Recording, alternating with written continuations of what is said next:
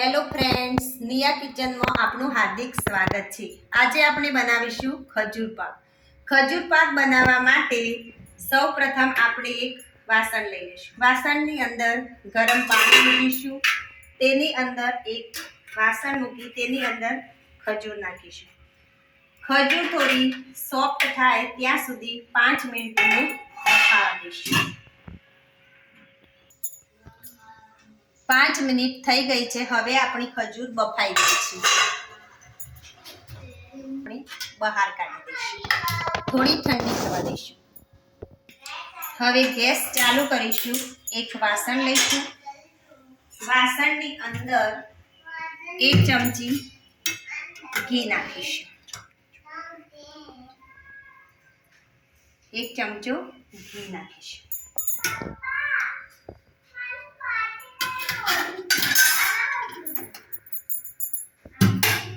તેની અંદર ઘી ગરમ થાય પછી તેની અંદર ખજૂર નાખી દઈશું।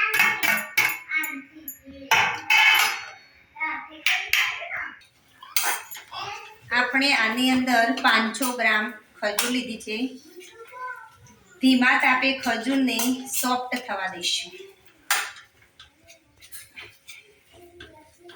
ધીમે ધીમે આપણી ખજૂર સોફ્ટ થશે પછી તેની અંદર આપણે ડ્રાયફ્રૂટ લઈશું।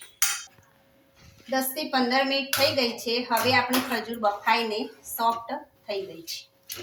જો તમારે જલ્દી આ ખજૂરને બાફવી હોય તો તમે ઝીણી સમારીને અથવા મિક્સરમાં ક્રશ કરીને પણ નાખી શકો છો।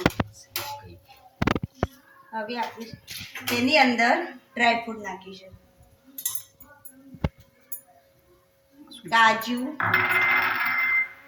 કાજુને બરાબર મિક્સ કરી દઈશું। પછી તેની અંદર બદામ નાખી દઈશું।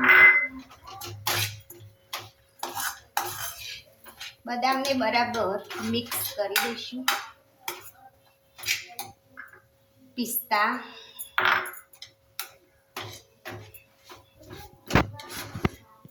મગજતરીના બી નાખીશું।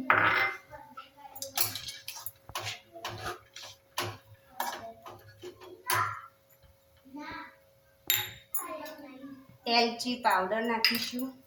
1 ચપટી જાયફળ નાખીશું। સૂંઠ પાવડર નાખીશું અને ગંઠોડા પાવડર નાખીશું। આ બધાને બરાબર મિક્સ કરી દઈશું। હવે આપણો ખજૂર પાક શેકાઈને તૈયાર થઈ ગયો છે। હવે તેને નીચે ઉતારી દઈશું। એક થાળીની અંદર કાઢી દઈશું અને બનાવી દઈશું।